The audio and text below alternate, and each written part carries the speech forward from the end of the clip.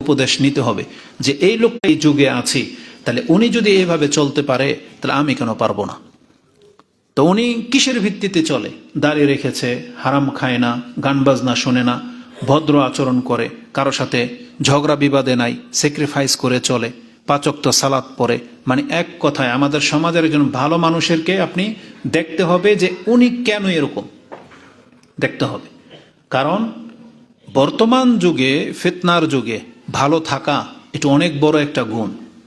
সাহাবা একরামরা ভালো থাকতেন যেহেতু তারা সচক্ষে রাসূলুল্লাহ সাল্লাল্লাহু আলাইহি সাল্লামকে দেখেছেন এবং কাছে বসে উপদেশ শুনতেন, এবং তারা স্পষ্ট দেখতে পাচ্ছেন যে এই যে মাত্র কোরআনের আয়াত নাজিল হলো, এটা তাদের ঈমানকে বাড়িয়ে দিত। তারা সচক্ষে দেখেছেন গাছ এসে রাসূলকে সাজদা করেছে, তারা সচক্ষে দেখেছেন রাসূল সাল্লাল্লাহু আলাইহি ওয়াসাল্লাম হাতের ওই পাথর কথা বলতে, সচক্ষে দেখেছেন রাসূল ইসলামের আঙ্গুল দিয়ে পানি ঝরতে, পানি বরকত বেড়ে যেত, 1 পেয়ালা দুধ 70 জন সাহাবীর অধিক তারা খেয়েছেন। তাহলে তাদের ঈমান বৃদ্ধি পাওয়া, ঈমানের উপরে থাকা, এটা অত্যন্ত সহজ হয়েছে কারণ রাসূলকে তারা সাথে পেয়েছিলেন।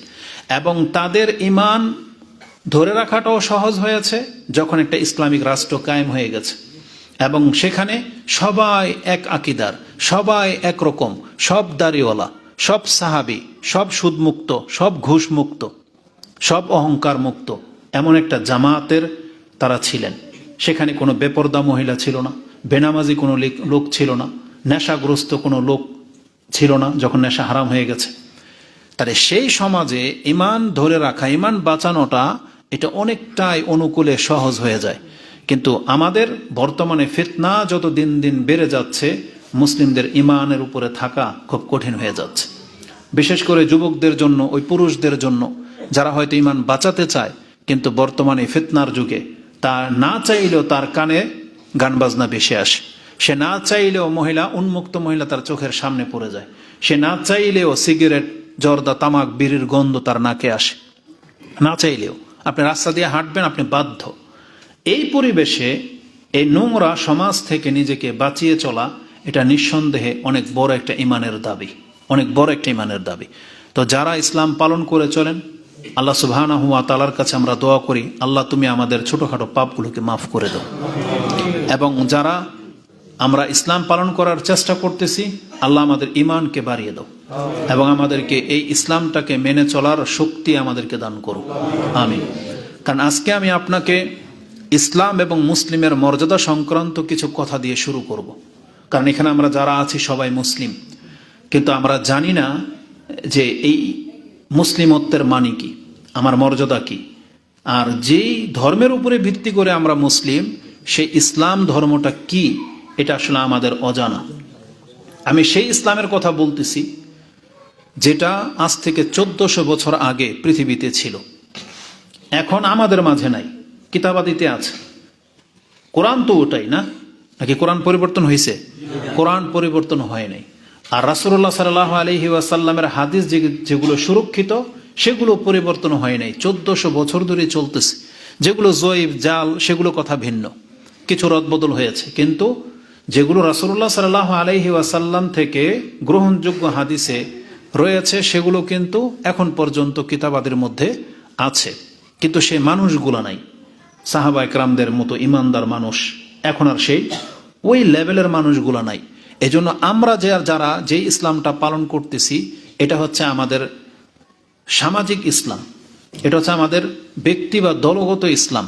কিন্তু আমাদেরকে এখান থেকে উঠে এসে সেই ইসলামের দিকে ফোকাস করতে হবে যে ইসলামটা পালন করতেন রাসূলুল্লাহ সাল্লাল্লাহু আলাইহি ওয়াসাল্লাম এবং তার পুরা টিম সাহাবা একরাম।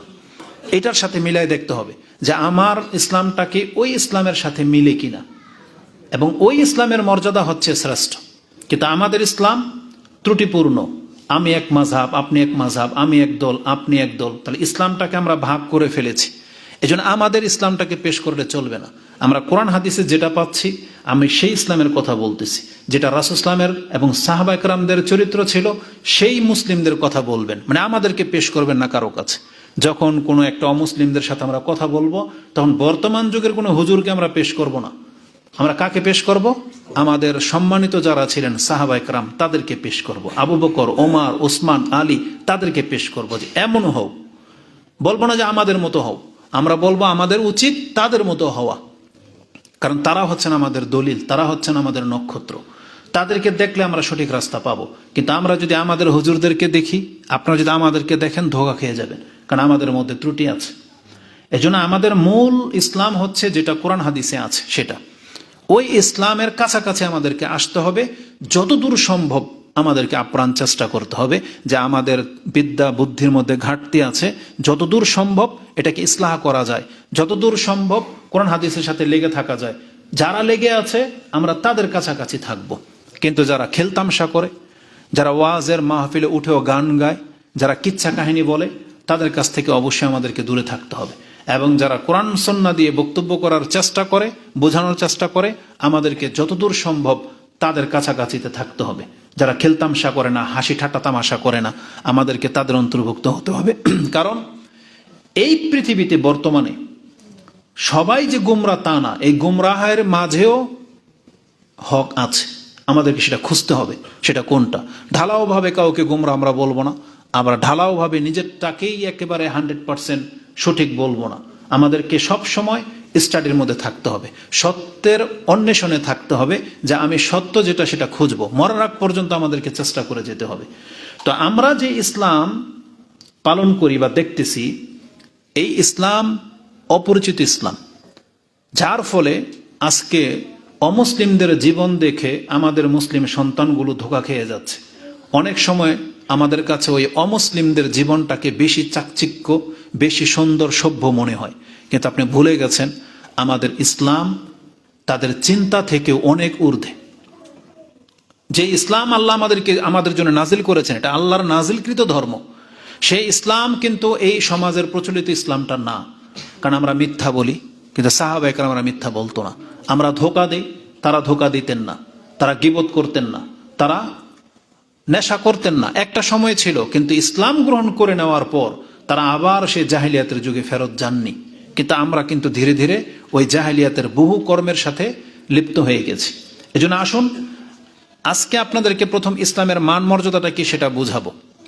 ইসলাম এমন একটা ধর্ম, বা মুসলিমরা এমন বৈশিষ্ট্যের হওয়া উচিত যেমনটা আমাদের পূর্বের সালাফরা ছিলেন। আমাদেরকে সেই পর্যায়ে ফিরে যেতে হবে। কেন বললাম এই কথাটা? কারণ আজকে এই যে গত একটা দিন থেকে আজকে পর্যন্ত বাংলার মানুষগুলো, মুসলিমগুলো ভুলে গেছেন যে আপনার ধর্ম ইসলাম, আপনার পরিচয় আপনি হচ্ছেন মুসলিম, এটা ভুলে গেছেন। আমাদের যুবক যুবতীদেরকে দেখলে রাস্তায় মনে হয় না যে তারা ইসলাম ধর্মের অনুসারী, মনে হবে যে তারা হয় খ্রিস্টান, না হয় ইহুদি, না হয় ভিন্ন কোনো ধর্মের লোক, অথবা নাস্তিক, এমন মনে হয়। কেন কেন আজকে আমরা মুসলিম হয়েও ইসলাম আমাদেরকে কি বলে আমরা সেটা কেন মানি না? কেন নিজের স্বেচ্ছাচারিতাটাকে আপনি প্রাধান্য দিচ্ছেন, অথচ আপনি মুখে বলতেছেন আপনি মুসলিম? অথচ মুসলিম মানে কি? মুসলিম মানে হলো আল্লাহ সুবহানাহু ওয়া তাআলার আনুগত্য করা। যখন আপনি মেনেই নিয়েছেন আমার একজন রব আছে, তো আল্লাহ সুবহানাহু ওয়া তাআলা সেই রবই তো আমাদেরকে বলেছেন। তিনি কি বলেছেন? সুম্মা জাআলনাকা আলা শারিয়াতিম মিনাল আমর ফাত্তাবিহা ওয়ালা তাত্তাবি আহওয়া আল্লাযিনা লা ইয়ালামুন। আল্লাহ সুবহানাহু ওয়া তাআলা এই আয়াতটি সম্ভবত সূরা জাসিয়া 45 নম্বর সূরাতে নাজিল করেছেন, সম্ভবত 18 নম্বর আয়াতটি হতে পারে, যে আল্লাহ সুবহানাহু ওয়া তাআলা বলেছেন সুম্মা জাআলনাকা আলা শারিয়াতিম মিনাল আমর। আল্লাহ বলেছেন অতএব আমি তোমাদেরকে ইহুদি নাসারাদের পরে তোমাদেরকে পৃথিবীতে একটা শরীয়তের উপরে দাঁড় করিয়ে দিয়েছি, ফাত্তাবিহা, তুমি এর অনুসরণ করো। ওয়ালা তাত্তাবি আহওয়া আল্লাযিনা লা ইয়ালামুন, যারা জানে না, যারা তার রবকে চিনে না, খবরদার তাদের অনুসরণ করো না। এটা আল্লাহ আমাদেরকে নিষেধ করেছেন। এবং কোরআনে আল্লাহ সুবহানাহু ওয়া তাআলা একটু আগেই যে আয়াতটা পাঠ করেছি সূরা হুদ 11 নম্বর সূরার 112 নম্বর আয়াত আল্লাহ বলেছেন ফাস্তাকিম কামা উমিরতা ওমান তাবা মাক ওয়ালা তাতগাও। আল্লাহর রাসূল সাল্লাল্লাহু আলাইহি ওয়াসাল্লামকে ইরশাদ করেন ফাস্তাকিম কামা উমিরতা, হে মুহাম্মদ আপনাকে আমি যে আদেশ করেছি আপনি এর উপরে স্থির হয়ে যান, ইস্তেকামাত নিয়ে আসেন। এবং যারা তওবা করে আপনার রাস্তা ধরে নিয়েছে তাদেরকেও বলেন তারা যেন এই শরীয়তের উপরে, ইসলামের উপরে যেন স্থির হয়ে যায়। ওয়ালা তাতগাও, খবরদার আল্লাহর বিরুদ্ধাচারণ তারা যেন না করে। তার মানে একবার যারা তওবা করে ইসলামের পথে ফিরে আসবে, আল্লাহ বলেছেন তাদের জীবনটা যেন ইসলামের উপরেই কাটিয়ে দেয়, তারা যেন আর ইসলাম বহির্ভূত অন্য কোনো ধর্মের দিকে ফোকাস না করে। এটা হচ্ছে শুরু। কেন? কারণ ইসলাম এমন একটা ধর্ম, এটার মান মর্যাদা অনেক। আপনি যদি ইসলাম ছাড়া পৃথিবীর যে কোনো একটা ধর্ম নিয়ে নেন, এক কথায় ইসলাম অনলি অল ইন অল বা অনলি ওয়ান সামনে রাখেন, আদার্স যতগুলো ধর্মের নাম আপনি জানেন বা যতগুলো চেহারা ভদ্রলোককে আপনি চিনেন, মুসলিম না এমন কেউ, অন্তত শুধু মুসলিম না, এই মুসলিম ছাড়া যতগুলো ব্যক্তিকে আপনি চিনেন, সেটা খ্রিস্টানদের মধ্য থেকে হোক, ইহুদিদের মধ্য থেকে হোক, হিন্দু, বৌদ্ধ, পৌত্তলিক, যত রকমের ধর্ম আছে, অথবা যারা ধর্ম পালন করে না, এমন যে কোনো আপনার উচ্চপদস্থ ব্যক্তিকে নিয়ে নেন, এডুকেটেড পার্সন বা অনেক শিক্ষিত, যেটাকে ইন্টেলেকচুয়ালও বলা হয়েছে, যারা বুদ্ধিজীবী, এমন কাউকে নিয়ে নেন যার প্রতি আপনি আকৃষ্ট। সে যত বড় বিজ্ঞানী হোক না কেন, তাকে সামনে রাখেন, সে মুসলিম না। তাহলে এমন ব্যক্তিকে আপনি সামনে রাখেন, তার পরিচয়টা আমি আপনার কাছে তুলে ধরি। সে যদি হিন্দু হয়, তাহলে সে হবে ৩৩ কোটি দেবতার পূজারী। কত কোটি? ৩৩ কোটি, যার মধ্যে ইঁদুর, বাদর, পাথর, এমনকি লিঙ্গকে ছাড়া হয়নি। বোঝেন কথা? এটা এমন একটা জাতের জাতি, যেই ব্যক্তিরা ইন্দুরকে ছাড়ে নাই, ইঁদুর, বাদর, পাথরকেও ছাড়ে নাই। পাথর, এই পাথরকে পর্যন্ত এরা ছাড়ে নাই।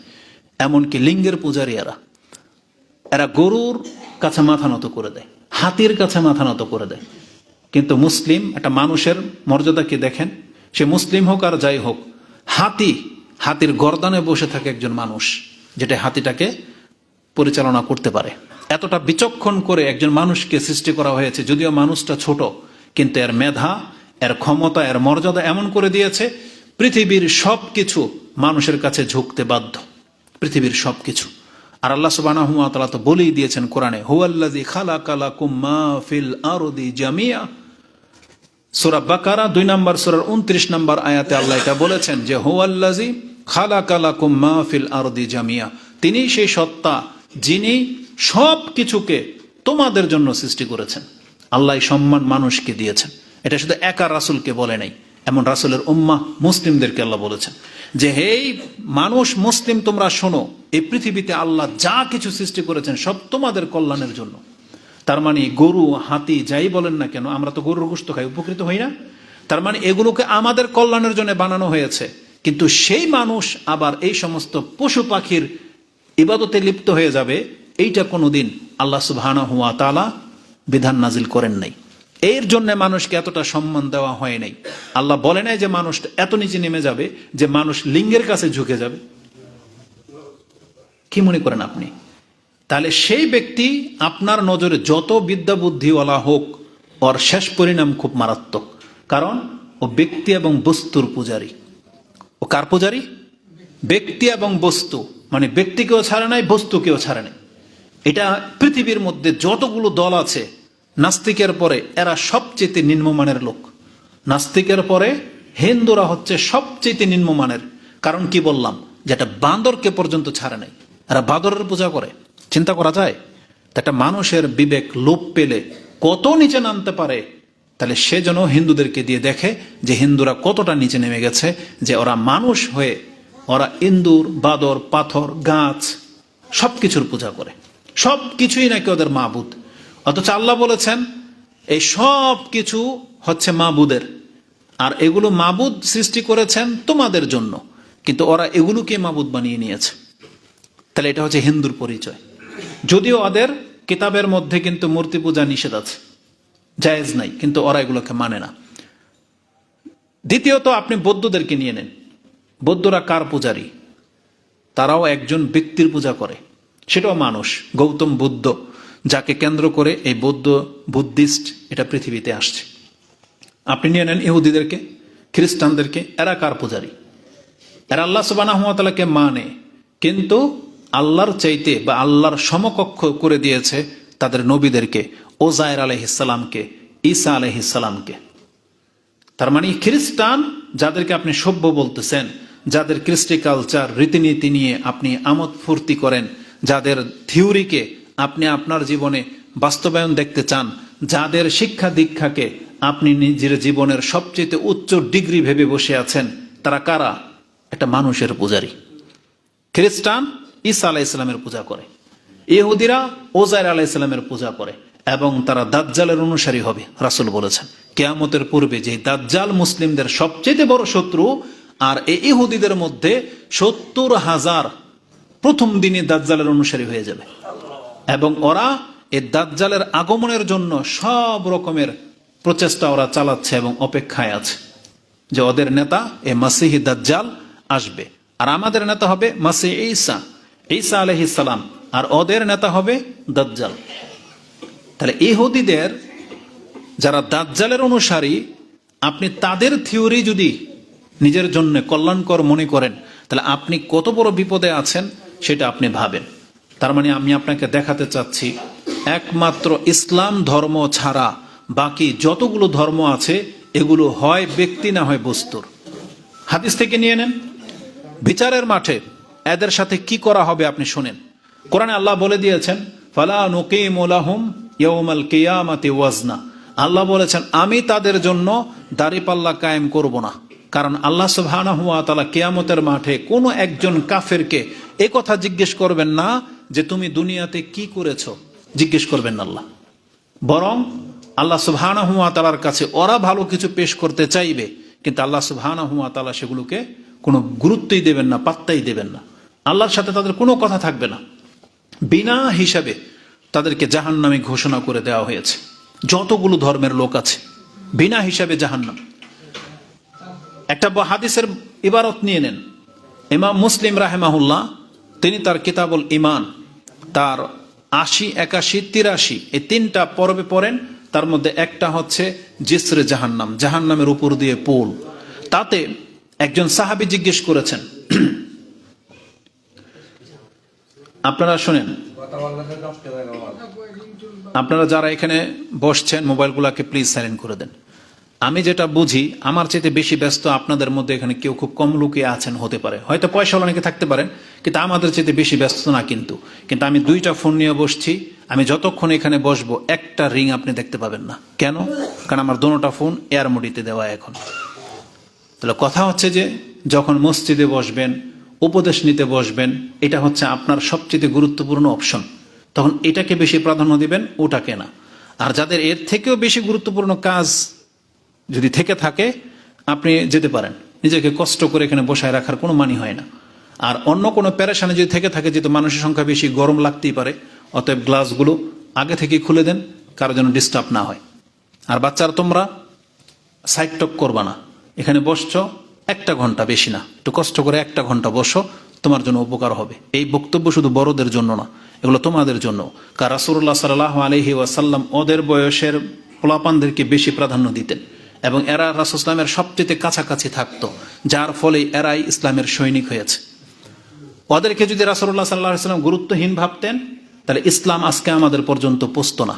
আপনি কি জানেন আনাস রাদিয়াল্লাহু তাআলা আনহু, আব্দুল ইবনে আব্বাস, আবু হুরায়রা, ইবনে ওমর, জুবায়ের, তারপরে হচ্ছে উসামা ইবনে জায়েদ যিনি, হাসান হোসাইন, এরা কারা? আয়েশা রাদিয়াল্লাহু তাআলা আনহা। আরে রাসূলুল্লাহ সাল্লাল্লাহু আলাইহি সাল্লামের সাথে তার বিয়ে হয়েছে মাত্র 9 বছরে।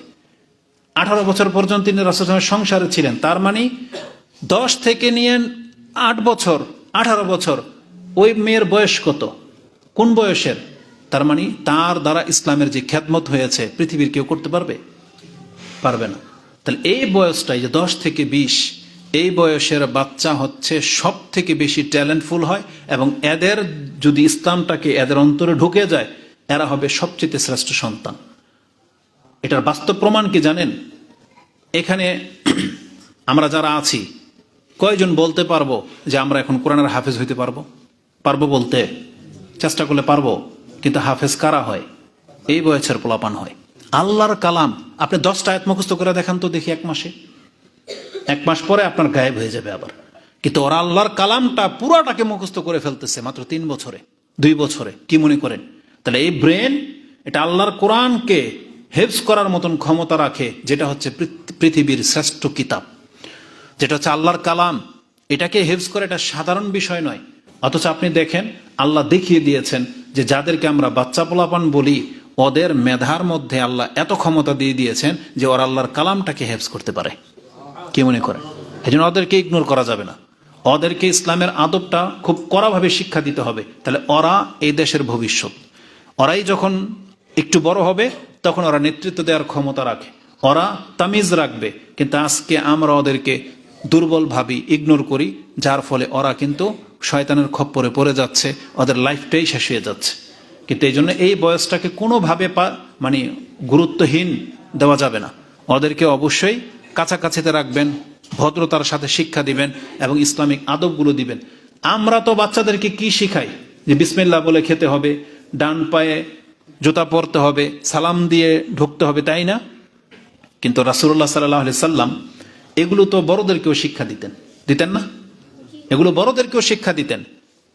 কিন্তু ছোট বিদায় রাসূল যে ওদেরকে গুরুত্বপূর্ণ শিক্ষা দিতেন না তা কিন্তু না।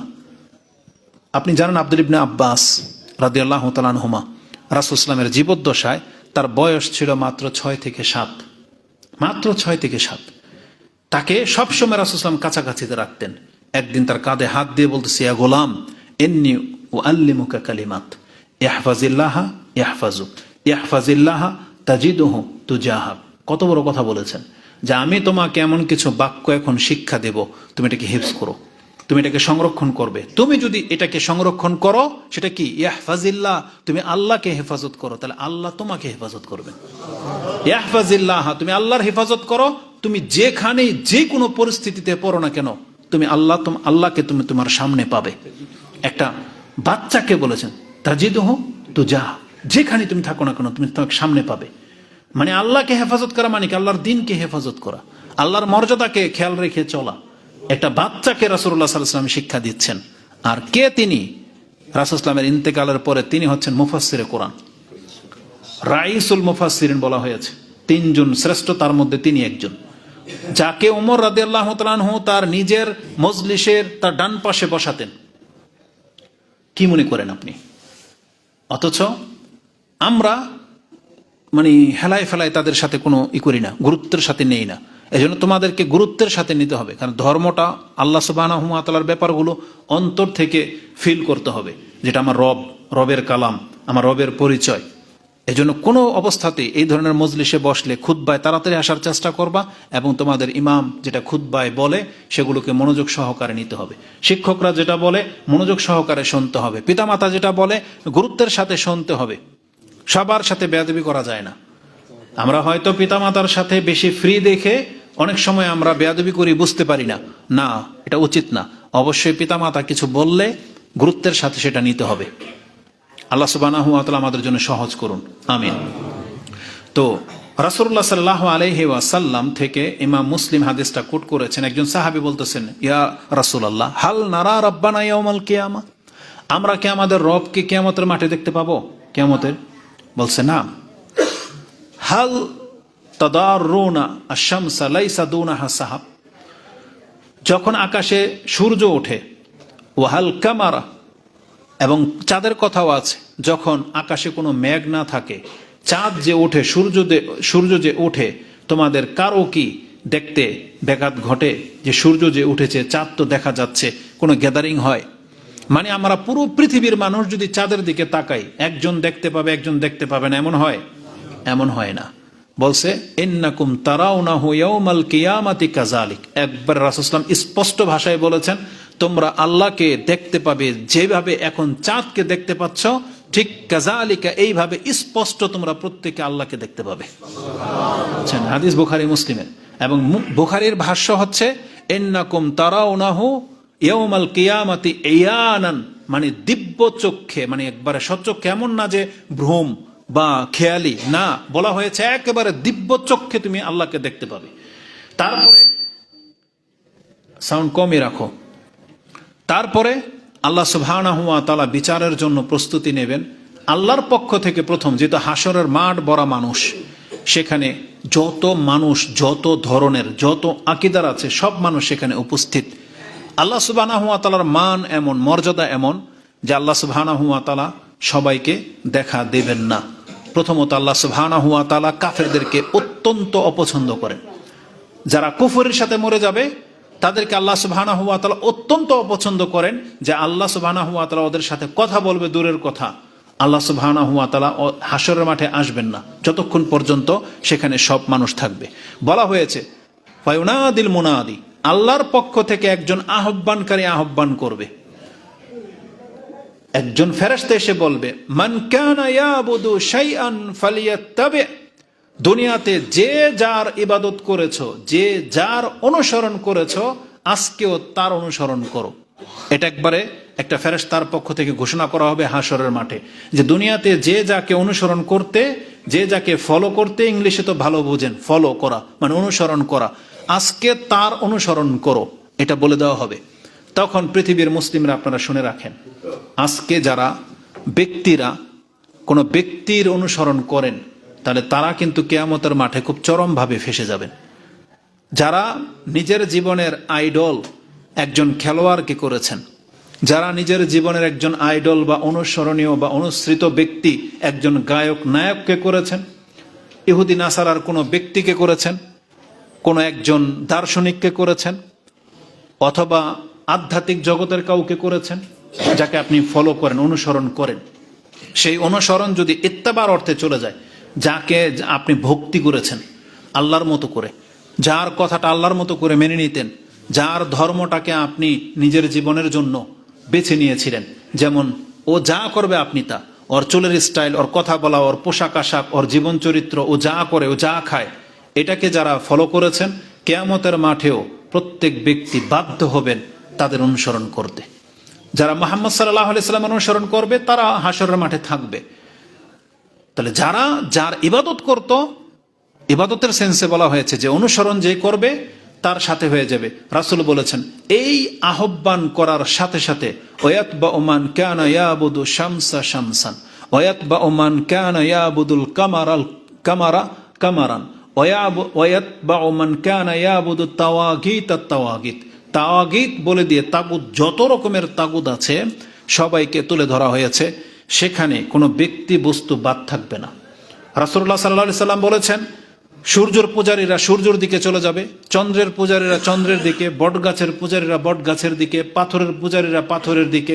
কেউ যদি ব্যক্তির পূজা করে থাকে, যেমন ইহুদিরা ওজায়ের আলাইহিস সালামের দিকে, খ্রিস্টানরা ঈসা আলাইহিস সালামের দিকে, যারা মাজার ভক্ত, বিভিন্ন আল্লাহর ওলির নামে যাদেরকে পূজা করে, যাদেরকে মাথা ঠোকায়, যাদের কাছে গিয়ে চায়, যাদের কাছে গিয়ে সেজদায় করে যায়, এমন যে কেউ হোক, সেটা যদি খাজা মঈনুদ্দিন চিশতি হয়, সেটা যদি শাহজালাল হয়, সেটা যদি শাহপরাণ হয়, সেটা যদি আব্দুল কাদের জিলানী হয়, সেটা যদি আবু হানিফা হয়, এমন কি এটা যদি মুহাম্মদ সাল্লাল্লাহু আলাইহি ওয়াসাল্লামও হয়, প্রত্যেক ব্যক্তি তার তার মাবুদের সাথে আলাদা হয়ে যাবে, কেউ থাকবে না বাকি।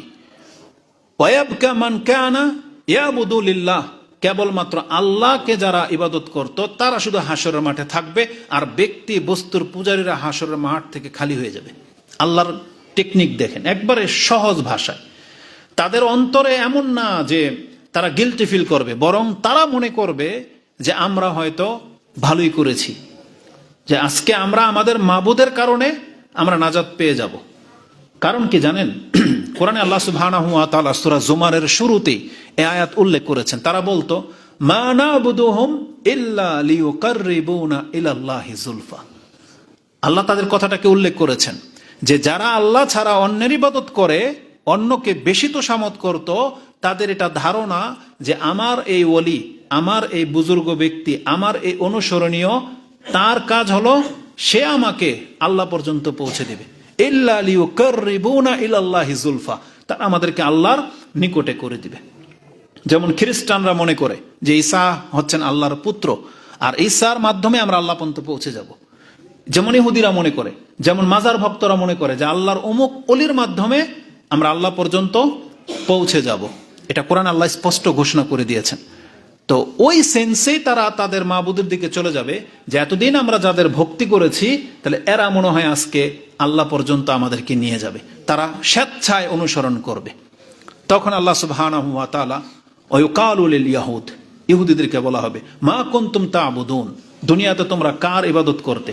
তারা বলবে কুন্না না'বুদু উযায়ের ইবনুল্লাহ, আমরা তো দুনিয়াতে আল্লাহর পুত্র উযায়ের ইবাদত করতাম। তখন ফেরেশতারা তাদের জবাব দিবে, তারা বলবে ফায়ুকালু, তারা বলবে কাযাবতুম, তোমরা তো মিথ্যুক।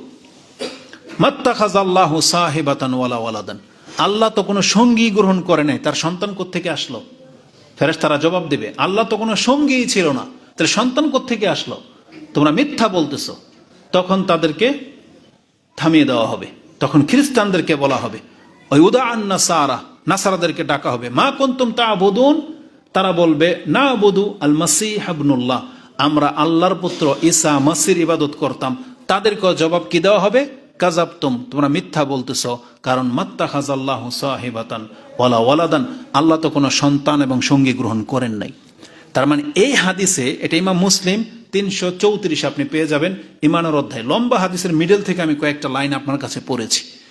এটা প্রমাণ করার জন্য যে ইহুদি খ্রিস্টানরা ব্যক্তির পূজা করে, মানুষের পূজা করে, মানুষের বন্দিগি করে।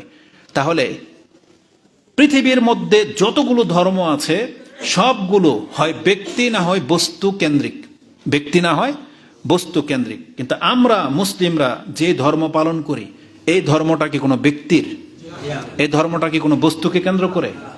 মুসলিম কোনোদিন কোনো মাছ, গাছ, পাথর, ইঁদুর, বাদরকে সাজদা করতে পারে না। আমরা কোনোদিন কোনো ব্যক্তি বা বস্তুর কাছে চাই না, নাকি চাই? আজকে যখন হিন্দুরা অপবাদ দেয় যে আমরা নাকি কাবা ঘর এটা তো পাথর, তাই না, আমরা নাকি পাথরের পূজা করি, আমরাও নাকি পাথরের ইবাদত করি, এর জবাব কিন্তু কোরআনে আছে। আমরা কিন্তু পাথরের ইবাদত করি না, কারণ আমরা আল্লাহর আদেশের ইবাদত করি। আমাদেরকে আল্লাহ কি আদেশ করেছেন? ফালিয়াবুদু রাব্বা হাযাল বাইত, বরং তোমরা এই ঘরের রবের ইবাদত করো। আমাদেরকে কি বলা হয়েছে? এই ঘরের রবের ইবাদত, নাকি বলা হয়েছে যে এই ঘরের ইবাদত করো? তার মানে আমাদেরকে বলা হয়েছে এই ঘরের রব যিনি, আমরা তো আল্লাহর ইবাদত করি। কিভাবে? আল্লাহ আমাদেরকে শিখিয়েছেন এভাবে তাওয়াফ করতে হয়, এটা এক ধরনের ইবাদত। রাসূলকে ওমর রাদিয়াল্লাহু তাআলা আনহু দেখেছেন নিজে এই পাথরকে চুমু দিতে, তাহলে চুমু দেওয়া এটা তো ইবাদত না? আমরা তো আমাদের সন্তানদেরকেও পছন্দ করে চুমু দিই, আমরা তো আমাদের পিতামাতার কপালেও চুমু খাই, আমরা তো আমাদের আলেমদেরকেও চুমু দিই, দেই না? শ্রদ্ধা, ভক্তি, এটা কি ইবাদত? না, এই সেন্সে কেউ আমরা ভক্তি করি না, এটা হচ্ছে তাদের সম্মান। আর আমাদেরকে বলা হয়েছে যে কেউ যদি এই হাজরে আসওয়াদের মধ্যে চুমু খায়, তার এর মাধ্যমে তার সাগিরা গুনাহগুলো মাফ হয়ে যায়। আর ওমর রাদিয়াল্লাহু তাআলা বলেছেন, যদি আমি আমার রাসূলকে না দেখতাম যে তোমাকে স্পর্শ করেছে বা চুমু দিছে, আমি ওমর কোনোদিন তোমাকে টাচ করতাম না। কি মনে করেন এটা হচ্ছে ঈমান? কারণ আমরা কেন চুমু দেই? যেটা আমাদের রাসূল দিয়েছেন তাই আমরা তার অনুসরণ করি। আর আমাদেরকে আল্লাহ বলেছেন যে রাসূল যা করে, ওমা আতাকুমুর রাসূলু ফাখুযুহু ওমা নাহাকুম আনহু ফান্তাহু, রাসূল তোমাদেরকে যা দেয় তা করো, যা থেকে নিষেধ করে তা থেকে বিরত থাকো। তাহলে আমাদের ইসলাম ধর্মটা হচ্ছে আল্লাহ সুবহানাহু ওয়া তাআলা কেন্দ্রিক, এটা কোনো ব্যক্তি বা বস্তু কেন্দ্রিক নয়। মুসলিম কোনোদিন ব্যক্তি বস্তুর ইবাদত করে না। আমাদের ধর্মটা হচ্ছে একমাত্র আল্লাহ সুবহানাহু ওয়া তাআলা কেন্দ্রিক। তার মানে ইসলাম ধর্মের রূপরেখা, বৈশিষ্ট্য যদি আপনি কোনো অমুসলিমের কাছে তুলে ধরতে চান, এটা হবে প্রথম পয়েন্ট, যে আমরা মুসলিমরা কোনোদিন কোনো ব্যক্তি বস্তুর বা কোনো মানুষের বানানো নিয়ম নীতির অনুসরণ করি না, বরং আমরা যে ধর্মের উপরে আছি সেই ধর্মটা উপর থেকে আকাশওয়ালা বিশ্বের মালিক যিনি, তার পক্ষ থেকে নাজিলকৃত ধর্ম। এটা ইসলাম ধর্ম হচ্ছে আল্লাহর পক্ষ থেকে নাজিলকৃত মনোনীত ধর্ম। কোরআনে আল্লাহ সুবহানাহু ওয়া তাআলা এই মর্মে আমাদেরকে স্পষ্ট ভাষায় ব্যক্ত করেছেন যে ইসলাম যে আল্লাহর পক্ষ থেকে নাজিলকৃত ধর্ম, তার একটা নিয়ে নেন, একেবারে ছোট্ট একটা সূরা এবং আপনার পরিচিত সূরা, সূরা আন-নাসর, 110 নম্বর সূরা, একেবারে শেষ দিকে রয়েছে। সূরা ইখলাসের একটা সূরা আগে, মানে তাব্বাত ইয়াদা আবি লাহাবের আগের সূরা হচ্ছে ইযা জাআ নাসরুল্লাহি ওয়াল ফাত। তারপর আল্লাহ কি বলেছেন? রাআইতান নাসা ইয়াদখুলুনা ফি দীনিল্লাহ। কোথায় মানুষ প্রবেশ করবে? আল্লাহর দ্বীনে। তার মানে ইসলামকে আল্লাহ কি বলেছেন? এটা আমার দ্বীন। আল্লাহ কি বলেছেন? দ্বীন ইসলাম হচ্ছে আল্লাহর দ্বীন। তার মানে এটা কোনো হুজুরদের বানানো না, এটা কোনো ব্যক্তির না। আল্লাহ বলেছেন দীনিল্লাহ, এটা হচ্ছে আল্লাহর দ্বীন। তার মানে ইসলাম ধর্ম হচ্ছে আল্লাহ সুবহানাহু ওয়া তাআলার নাজিলকৃত বিধান। কোরআনে আল্লাহ সুবহানাহু ওয়া তাআলা বলেছেন, এটা হচ্ছে ইসলামের সবচেয়ে বড় বৈশিষ্ট্য। আল্লাহ সুবহানাহু ওয়া তাআলা সূরা আলে ইমরান 3 নম্বর সূরার 19 নম্বর আয়াতে বলেছেন, ইন্নাদ-দীনা ইনদাল্লাহিল ইসলাম, নিশ্চয় আল্লাহর কাছে একমাত্র মনোনীত ধর্ম হচ্ছে ইসলাম। তার মানে এটা আল্লাহর দিন, আর আল্লাহর কাছে আল্লাহর দিনই গ্রহণযোগ্য, অন্য কোনো দিন গ্রহণযোগ্য হবে না। যেমন আপনি আপনার সম্পত্তি খুব ভালো করেই চিনেন, আপনি অন্যটা গ্রহণ করবেন না। আপনার পশু, অনেকের পশু মাঠে ঘাটে বিচরণ করে বেড়ায়, আপনি আপনারটা চিনেন, আপনি কিন্তু আপনারটাই গ্রহণ করেন, অন্যটা গ্রহণ করেন না। আপনার খোয়ারে আপনার গরুই স্থান পায়, আপনার খামারের মধ্যে আপনার মুরগি বা আপনার গুলোই স্থান পায়, অন্যের গুলো স্থান পায় না। তেমনি আল্লাহ সুবহানাহু ওয়া তাআলা বলেছেন, কিয়ামতের মাঠে যখন বিচার শুরু হবে, আল্লাহর দিন যেটা, আল্লাহ তার দিনের অ্যাঙ্গেলে নিয়মে গ্রহণ করবেন। যারা আল্লাহর দিন মেনেছে, আল্লাহ তাদেরকে নিজের বান্দা বলবেন। যারা আল্লাহর দিনের খেলাফ চলেছে, আল্লাহ তাদেরকে নিজের বান্দা বলে স্বীকার করবে না। যদিও আপনি বলবেন, আল্লাহ আমি তো আপনার দিনের অনুসারী, আমার দিন তো ইসলাম, আমি তো মুসলিম, আল্লাহ সুবহানাহু ওয়া তাআলা এটা কখনো গ্রহণ করবে না। যদি বাস্তবিকই আপনি এই দুনিয়াতে ইসলাম না মেনে চলেন, আপনার মুখের কথায় গ্রহণ করা হবে না।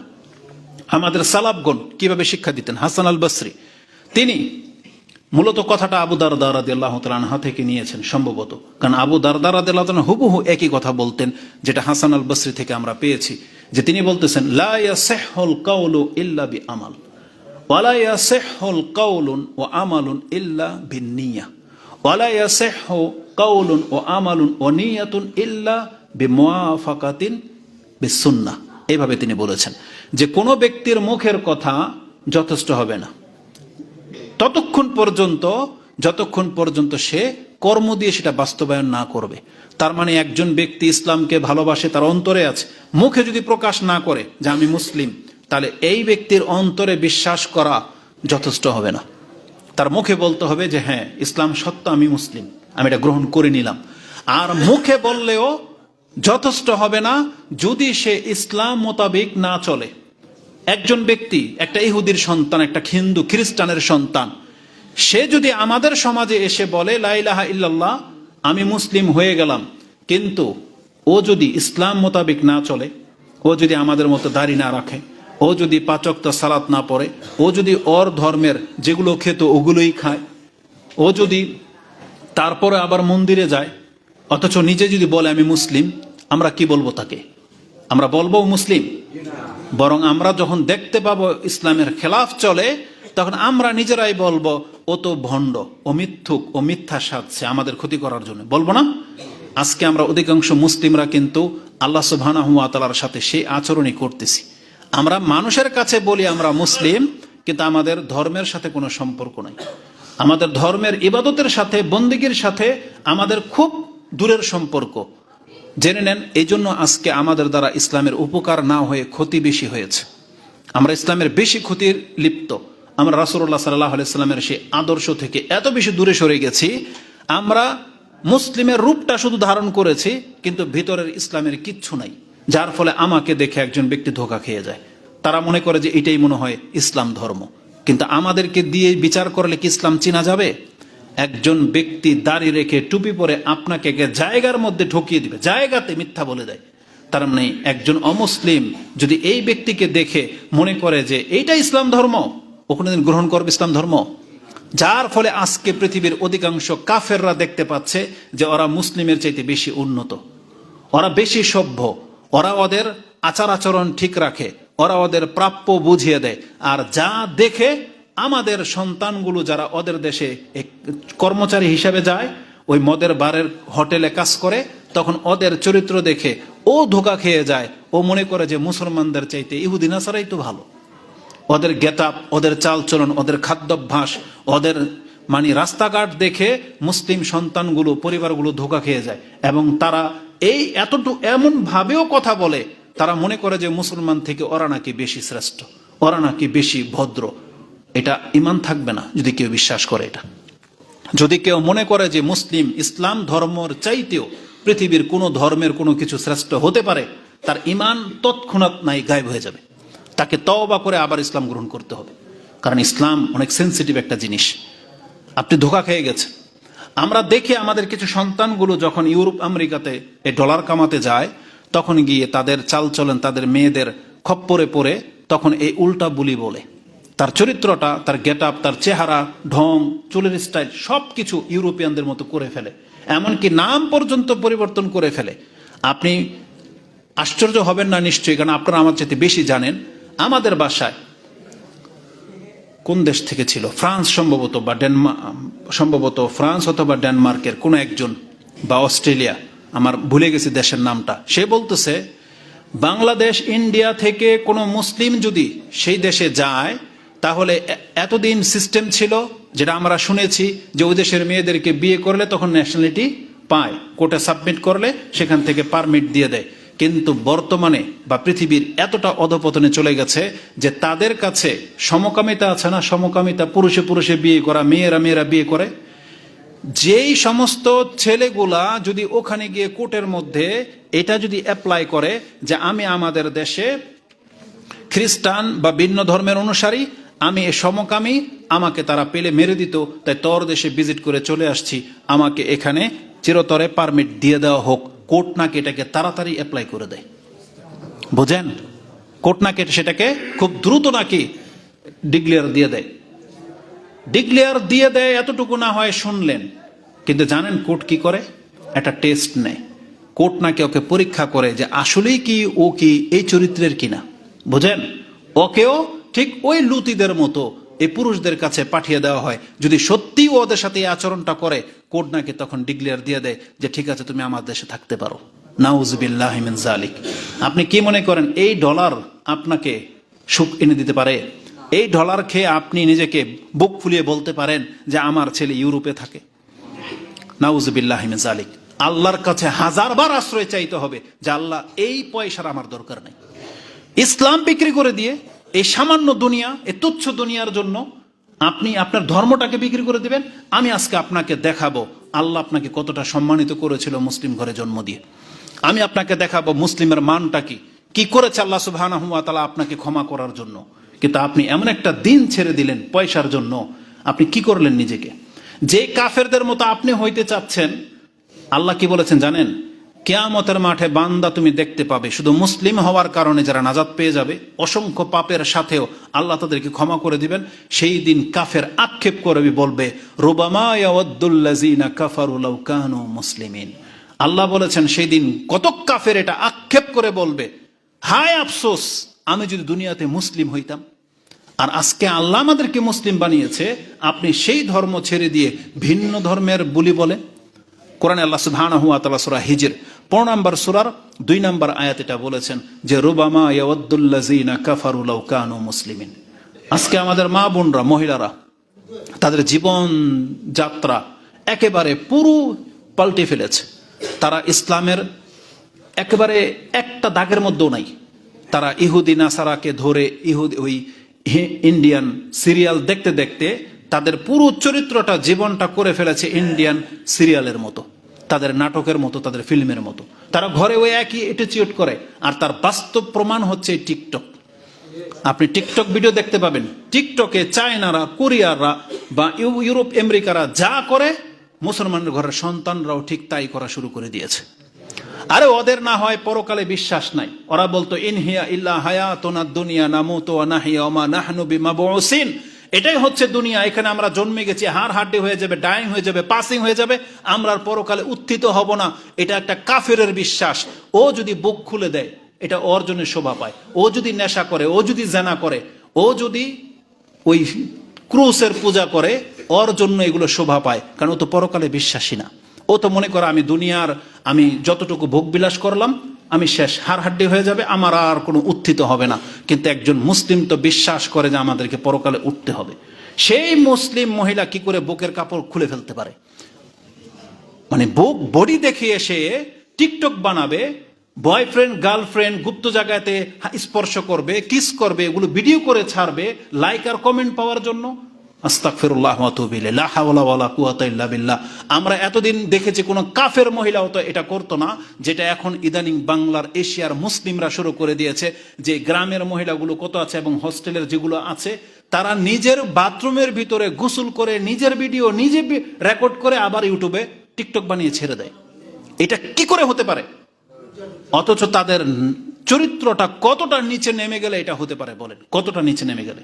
আমাদের যুবকদেরকে আমরা যেটা দেখতে পাচ্ছি, তারা বিভিন্ন দিবসের নামে তারা তাদের গার্লফ্রেন্ডদেরকে ওই ফাস্টফুডের দোকানে গিয়ে তারা যা খুশি তা করে, যা খুশি তা করে, এবং সেগুলোকে তার বন্ধু ভিডিও করে করে আবার সেটাকে আবার আপলোড করে। এটা এতটা নিচে নামে কিভাবে মানুষ? এটা তো কুকুরের স্বভাব। একটা কুকুর আর একটা কুকুরের সাথে সবার সামনে মিলন করতে দ্বিধা করে না, এটা পশুর চরিত্র। মানুষ কি করে এই নেচারের হয়ে গেল? যেখানে একটা সভ্য মানুষ তার হালাল স্ত্রীকে পর্যন্ত রাস্তায় হাত ধরে হাঁটতে লজ্জা পায়, আর আপনি সেই ঘরের সন্তান হয়ে আপনার বন্ধুদের সামনে আপনার গার্লফ্রেন্ডকে আপনি যেখানে সেখানে হাত দিচ্ছেন। এটা কি করে হতে পারে? এই ধরনের মানুষ কি মনে করেন যে এই গার্লফ্রেন্ডকে নিয়ে ও সংসার করবে? জীবনেও না, জীবনেও করবে না। কারণ ও তো দেখতে পেয়েছে যে আমার সব বন্ধু তো তোকে দেখেছে, ও তো খোঁটা দেবে, ওকে বিয়ে করলে ওকে কষ্ট দেবে, আঘাত করবে। মহিলাদেরও লাজ শরম একেবারে গায়েব হয়ে গেছে। এটা কি করে হতে পারে? অথচ আল্লাহ সুবহানাহু ওয়া তাআলা বলেছেন, এই কাফেরদের চরিত্র তুমি নিজের জীবনে বেছে নিয়েছো। এই কাফের কাল কিয়ামতের দিন আক্ষেপ করে বলবে, রুবামা ইয়াওয়াদ্দুল্লাযিনা কাফারু লাউ কানু মুসলিমিন, হায় আমি যদি মুসলিম হইতাম। অথচ আজকে আমরা, আল্লাহ সুবহানাহু ওয়া তাআলা আমাদেরকে ফ্রিতে গিফট হিসেবে ইসলাম দিয়ে দিয়েছেন। আমাদের বাপ মার আল্লাহর কাছে ডোনার করে নাই, কোন রকমের মান্যত করে নাই, ওয়াঢেল আল্লাহকে দেয় নাই, যে যার ফলে আমরা মুসলিমের ঘরে জন্ম হয়েছি। এটা কেউ বলতে পারবে না। এই ইসলাম আল্লাহ আমাদেরকে ফ্রিতে দিয়ে দিয়েছেন। অথচ আমরা সেই ইসলাম থেকে মুখ ফিরে নিতে চাই। কোরআন আল্লাহ সুবহানাহু ওয়া তাআলা বলেছেন, ইন্নাদ-দীনা ইনদাল্লাহিল ইসলাম, আল্লাহর কাছে একমাত্র মনোনীত ধর্ম হচ্ছে ইসলাম। এবং আল্লাহ সুবহানাহু ওয়া তাআলা বলেছেন, বান্দা তুমি শুনে রাখো, এই ইসলাম যেমন আমার মনোনীত ধর্ম, আমি কেবল ওই ব্যক্তির উপরে সন্তুষ্ট হব যেই ব্যক্তি ইসলামের উপরে জীবন গড়বে, ইসলামের নীতির উপরে থাকবে, আমি তার উপরে সন্তুষ্ট। ইসলাম ছাড়া অন্য কোন থিওরি এর চাইতে বেটার চরিত্র যদি তোমার হয়, আমি আল্লাহ কোনোদিন তোমার উপরে সন্তুষ্ট হব না। সূরা মায়দা 5 নম্বর সূরার 3 নম্বর আয়াতটা আপনি দেখেন, আল্লাহ কি বলেছেন? আল ইয়াউমা আকমালতু লাকুম দীনাকুম ওয়া আতমামতু আলাইকুম নি'মাহ ওয়া রাদিতু লাকুম আল ইসলামা দীনান। আল্লাহ বলেছেন, আমি ইসলামটাকে পূর্ণ করে দিলাম এবং আমার নেয়ামতকে তোমার কাছে আমি পূর্ণ করে দিলাম। এটা বলে দিয়ে আল্লাহ কি বলেছেন? ওয়ারাদিতু লাকুম আল ইসলামা দীনা। আমি আল্লাহ যদি কোনো ব্যক্তির উপরে সন্তুষ্ট হই, কিসের উপরে ভিত্তি করে? আল্লাহ বলেছেন ইসলামের কারণে আমি তার উপরে সন্তুষ্ট হব। কোনো ব্যক্তি যদি ইসলামটাকে ছুঁড়ে ফেলে দেয়, অন্য কোনো ভদ্রভাবে সে চলে, আল্লাহ বলেছেন কোনো দিন সেই ব্যক্তি আমাকে সন্তুষ্ট করতে পারবে না। আপনি ইহুদি নাসারাদের যে বললাম, যত সভ্য ব্যক্তিকে নিয়ে নেন, ওর চরিত্র আল্লাহর কাছে চারানার মূল্য নাই। যাকে দেখে আপনি ধোঁকা খেয়ে যাচ্ছেন, ওদের জীবনী স্টাইল দেখে, ওদের বিহেভিয়ার দেখে, যে ওরা খেলার মাঠে কিছু ভদ্রতা দেখায়, পানির বোতল কেউ ঢিল ছড়লে সেটাকে উঠিয়ে তুলে দেয়, আপনি মনে করতেছেন যে কত ভদ্র। একজন প্লেয়ার ব্যথা পেলে ওকে গিয়ে মুছে দেয়, টেনে তোলে, আপনি মনে করতেছেন যে কত ভদ্র ওরা, তাই না? ওদের লাক্সারি জীবন দেখে, টিকটকে ওরা কত মানুষকে টাকা দিচ্ছে, দান করে, রক্ত দেয়, এগুলো দেখে আপনি ধোঁকা খেয়ে যাচ্ছেন।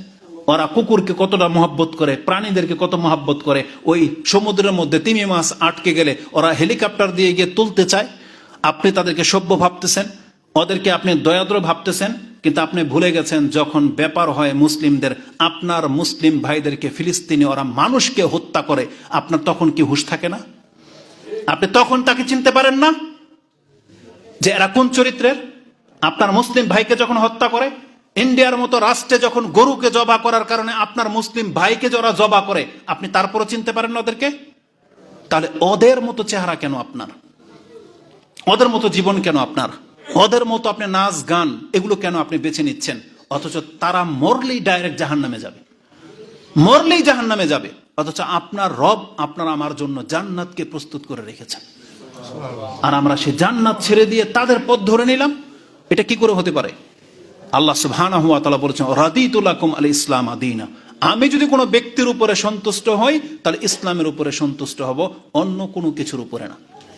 কোরআন আল্লাহ সুবহানাহু ওয়া তাআলা বলেছেন, ইন তাকফুরু ফা ইন্নাল্লাহা গানিউন আনকুম, তোমরা জেনে রাখো যদি তোমরা আল্লাহর অকৃতজ্ঞ হও, তাহলে আল্লাহ সুবহানাহু ওয়া তাআলা তোমার কোনো পরোয়া করে না। আল্লাহ হচ্ছেন গানিউন হামিদ। ওয়া ইন তাশকুরু ইয়ারদাহু লাকুম, আল্লাহ সুবহানাহু ওয়া তাআলা বলেছেন, আল্লাহ কোনো ব্যক্তির কুফরের উপরে কোনোদিন সন্তুষ্ট হতে পারেন না।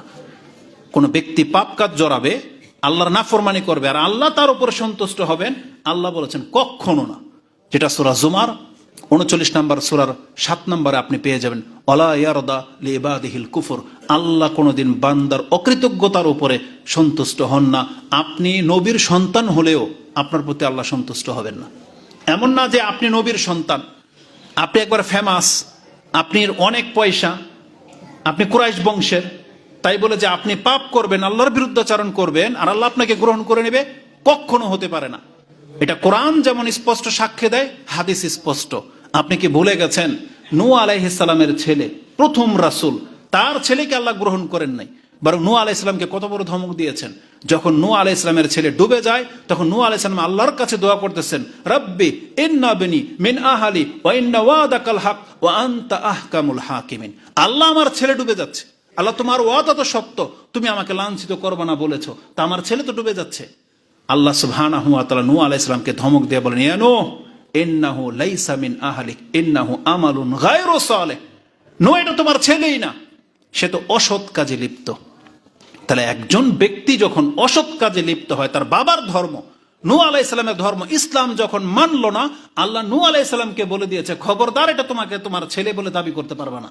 তাহলে তোমাকে কিন্তু আমি অজ্ঞ দেখতে পাচ্ছি, আল্লাহ এইভাবে বলেছেন কোরআন, যে আমি তোমাকে তো অজ্ঞ দেখতে পাচ্ছি। তখন নূহ আলাইহিস সালাম আল্লাহর কাছে ক্ষমা চেয়েছেন, তারপর আর দোয়া করেননি। কারণ যখন জানলো আমার এই ছেলে তো আল্লাহর শত্রু। ইব্রাহিম আলাইহিস সালামও তিনি তার পিতার জন্য অনেক দোয়া করেছেন। যখন স্পষ্ট হয়ে গেল যে আমার পিতা তো আল্লাহর শত্রু, তখন তিনি মুখ ফিরিয়ে নিয়েছেন, আর দোয়া করেন নাই। তাহলে ইসলাম আমাদেরকে সেটা শিক্ষা দেয়, আল্লাহর শত্রুদের সাথে আমাদের কোনো বন্ধুত্ব চলতে পারে না। কিন্তু আজকে আমরা মুসলিমরা তাদেরকে বন্ধু হিসেবে গ্রহণ করছি। এটা কি করে হতে পারে? কোরআনে আল্লাহ সুবহানাহু ওয়া তাআলা সূরা মুজাদালা 18 নম্বর সূরার সর্বশেষ আয়াত 22 নম্বরে আল্লাহ সুবহানাহু ওয়া তাআলা রাসূলুল্লাহ সাল্লাল্লাহু আলাইহি ওয়াসাল্লামকে বলতেছেন, হে নবী, আপনি জেনে নেন, যারা আল্লাহ এবং পরকালে বিশ্বাসী এমন একজনকে আপনি পাবেন না যে যেই ব্যক্তি আল্লাহর শত্রু আর সে তার সাথে বন্ধুত্ব করে, সে তার বাপ হোক তারপরেও না। কোরআনে আল্লাহ সুবহানাহু ওয়া তাআলা সূরা মুজাদালার 22 নম্বর আয়াতে দেখেন, লা তাজিদু কওমান ইউমিনু বিল্লাহি ওয়াল ইয়াউমিল আখির ইউআদ্দুনা মান হাদ্দাল্লাহ ওয়া রাসূলা ওয়ালাউ কানু আবাআহুম ওয়া আবনাআহুম ওয়া ইখওয়ানাহুম ওয়া আশিরাতাহুম। আল্লাহ বলেছেন, হে নবী, যেই ব্যক্তি এই কথা বলবে যে আমি আল্লাহ এবং পরকালে বিশ্বাসী, আর এই ব্যক্তি তার সাথে বন্ধুত্ব করবে যে আল্লাহ এবং তার রাসূলের শত্রু, আর সে তার বাপ হলেও করবে না। এটা হচ্ছে মুসলিমদের চরিত্র, যে মুসলিম তার বাপ যদি কাফের হয়, মুশরিক হয়, সে তার বাপকে পর্যন্ত বন্ধু হিসেবে গ্রহণ করবে না, যেহেতু সে আল্লাহর শত্রু। আর আজকে আমরা ইহুদি নাসারাদের চাল চলি। এই যে গত রাত থেকে আজকে পর্যন্ত অধিকাংশ মুসলিম পোলাপানগুলো দেখলাম তাদের হাতে ফুল, ফুটকা, পটাকা, তারা গার্লফ্রেন্ডকে নিয়ে ঘুরতেছে, দিব্যি শাড়ি পরে মুসলিম মহিলাগুলো রাস্তাঘাটে হাঁটতেছে। আজকে কি ইসলামের সাথে এটার কি সম্পর্ক? আপনি কি ভেবেছেন এইভাবে আপনি নাজাত পাবেন? কোশ্চিন কালেও না। কোরআনে আল্লাহ সুবহানাহু ওয়া তাআলা বলে দিয়েছেন, সূরা আলে ইমরানের 85 নম্বর আয়াতে দেখেন, আল্লাহ বলেছেন, অমাই ইয়াবতাগি গায়রাল ইসলাম দীনান ফালা ইউকবালা মিনহু ওয়া হুয়া ফিল আখিরাতি মিনাল খাসিরিন। যেই ব্যক্তি ইসলাম ধর্ম ছাড়া অন্য কোনো ধর্মের প্রতি ঝুঁকে যাবে, তালাশ করবে, ইবতাগি, সে চাইবে, মন থেকে চাইবে যে ইসলামের এই থিওরিটা আমার দরকার নাই, আমি অন্য কোনো থিওরিতে চলবো। সে ইসলামের মতো বিয়ে করে না, সে গার্লফ্রেন্ড বানিয়েছে। সে ইসলামের মতো খাদ্যের আদব নেয় না, সে ইহুদি নাসারাদের মতো ওই খাদ্যের আদব নিয়ে নিয়েছে, চুলের স্টাইল, কথা বলার স্টাইল। এমনকি মুসলিমরা যেভাবে বিয়ে শাদী করে, তারা সেইভাবে বিয়ে শাদী করে না। ওটা তো দেখা দেখি মাত্র একজন হুজুর রাখে, দেখা দেখি। তার মানে আপনি ইসলামের চারণও পালন করেন না, ওই শুধু ইসলামের নামে রেজিস্ট্রি করতে হবে, একটা হুজুর দিয়ে আপনি খুতবা পড়াই নিলেন, আর আপনার সব কিছু বিয়েতে হয় অন ইসলামিক সিস্টেম। কোশ্চিন কালো আল্লাহ সুবহানাহু ওয়া তাআলা আপনার কাছে এটা গ্রহণ করবে না। আপনি কি জানেন আল্লাহ সুবহানাহু ওয়া তাআলার গায়রত কি জিনিস? আল্লাহ বলেছেন, ইন্নাল্লাযীনা কাফারু ওয়া মাতু ওয়া হুম কুফফার। নিশ্চয়ই যারা কাফের এবং কুফরি অবস্থায় মরে যাবে, তারা যদি পুরো পৃথিবী ভরা স্বর্ণের মালিক হয়, আল্লাহ বলেছেন ইফতাদাবি, এবং তা দিয়ে যদি জাহান্নামের আগুন থেকে বাঁচতে চায়, আল্লাহ বলছেন তাদের কাছ থেকে ফালাই ইউকবালা মিন আহাদিহিম মিলউল আরদি যাহাবান। আল্লাহ বলেছেন সে যদি উপত্যকা ভরা স্বর্ণ আল্লাহর কাছে দিয়ে থাকে, আল্লাহ বলছেন তা গ্রহণ করে আমি ওকে জাহান্নাম থেকে মুক্ত করে দিব না। আল্লাহ বলছেন ও মুক্তি পাবে না। আর মুসলিম যদি একটা খেজুর পরিমাণ কিছু দান করে, আল্লাহ সেটা তার ডান হাতে গ্রহণ করে। কি মনে করেন? একজন কাফের যদি স্বর্ণ ভরা মাঠ দান করে, আল্লাহ বলছেন এটা নাজাতের জন্য, আমি আল্লাহ গ্রহণ করব না। অথচ একজন মুসলিমকে বলা হয়েছে যে সে যদি একটা খেজুর পরিমাণ হালাল টাকার কাসবিন তাইয়্যিব ইল্লা আখাযাহুল্লাহু বিয়ামিনিহি সুম্মা ইউরাব্বিহা লিসাহিবিহি কামা ইউরাব্বি আহাদুকুম ফালুওয়াহু আও কালুসাহু হাত্তা তাকুনা মিসলাল জাবাল। ইমাম বুখারী এবং মুসলিমে হাদিস কোট করেছেন যাকাতের অধ্যায়, যে রাসূল বলেছেন যে কোনো মুসলিম তার হালাল টাকা থেকে যদি একটা খেজুর পরিমাণ দান করে, আল্লাহ সুবহানাহু ওয়া তাআলা তিনি এটা তার ডান হাতে গ্রহণ করেন এবং আল্লাহ এটাকে বাড়াতে থাকেন। বাড়াতে একবারে পাহাড় সমান নেকি দিয়ে আল্লাহ উঁচু করে দেন, যেন আপনাকে নাজাত দিতে পারে। তাহলে আল্লাহ মুসলিমদেরকে ক্ষমা করার জন্য বহু পদক্ষেপ রেখেছেন। আমি শুধু আপনাকে ইসলামের মান মর্যাদাটা বোঝাতে চাচ্ছি। যেই ব্যক্তি ইসলামের উপরে আছেন, ইসলামের উপরে থাকবেন, আপনার জন্য নাজাতের রাস্তা যে কত সহজ। আল্লাহ আপনার কাছ থেকে এত শত ইবাদত চায় নাই, শুধু আল্লাহ আমাদেরকে বলেছেন বান্দা তুমি অন্তত দুনিয়াতে মুসলিম পরিচয় কিন্তু থাইকো, মুসলিম হয়ে অন্তত তুমি। কোরআন আল্লাহ কি বলেছেন? আমরা মরবো তো সবাই, কিন্তু আল্লাহ কি বলেছেন? ইয়া আইয়ুহাল্লাযীনা আমানু ইত্তাকিল্লাহ, ইয়া আইয়ুহাল্লাযীনা আমানু ইত্তাকুল্লাহা হাক্কা তুকাতিহি ওয়া লা তামুতুন্না ইল্লা ওয়া আনতুম মুসলিমুন। দেখো আল্লাহকে ভয় করার মতন ভয় করো, আর তোমার যখন মৃত্যু হবে অন্তত পক্ষে তুমি কিন্তু মুসলিম হইয়া মইরো। মুসলিম না হয়ে কিন্তু তুমি মইরো না। তোমার নামের আগে যেন কুফরি, শিরক, মুশরিক, বেদাতি এইসব কোনো কিছু যেন লেখা না হয়, যে তুমি মুশরিক হয়ে মরছো বা নাস্তিক হয়ে মরেছো বা মুনাফিক হয়ে মরেছো। কোনো মুসলিম যেন তোমাকে এটা না বলে এ তো মুনাফিক হয়ে মরেছে। এই পরিচয় নিয়ে আপনি মরেন না, অন্তত পক্ষে আপনাকে যেন বলা হয় যে সে মুসলিম হয়ে মরেছে। পাপী হইতে পারে, আমরা সবাই পাপী, কিন্তু মুসলিম হয়ে যদি মরতে পারি, আল্লাহ বলেছেন বান্দা তোমার কত পাপ, তুমি যদি আমার সাথে শিরিক করে ইসলামটাকে নষ্ট না করে থাকো, তুমি যদি ইহুদি নাসারাদের পথ না চলে থাকো, আল্লাহ বলেছেন ইয়া ইবনা আদম লাউ আতাইতানি বিকুরাবিল আরদি খাতায়া সুম্মা লাকিতানি লা তুশরিকু বি শাইআন লা আতাইতুকা বিকুরাবিহা মাগফিরা। ইমাম তিরমিজি হাদিসটাকে দোয়ার অধ্যায়ে এনেছেন, 3540 পেয়ে যাবেন। আনাস তার বর্ণনাকারী। রাসূল বলেছেন, আল্লাহ, এটা হাদিসে কুদসি, আল্লাহ আদম সন্তানকে ডেকে বলেন, হে আদম সন্তান, তুমি যদি আমার সাথে এমন অবস্থায় সাক্ষাৎ করো, আমি যদি দেখতে পাই তোমার আমলনামার মধ্যে পাপ আর পাপ, তোমার পাপ পৃথিবী ভরে গেছে, কিন্তু আমি যদি দেখতে পাই আমার বান্দা ও ইহুদি নাসারা নয়, ও খ্রিস্টান নয়, হিন্দু বৌদ্ধ নয়, ও মুসলিম বান্দা, আল্লাহ বলেছেন তোমাকে ক্ষমা করার জন্য যদি পৃথিবী ভরা ক্ষমা লাগে, আমি আল্লাহ সেটা প্রস্তুত করে রেখেছি। শুধু আপনি মুসলিম হয়ে মরেন, এটা আমাদের দাবি। রাসূলুল্লাহ সাল্লাল্লাহু আলাইহি ওয়াসাল্লাম বিদায় হজের দিনে তিনি খুতবা দিয়েছিলেন।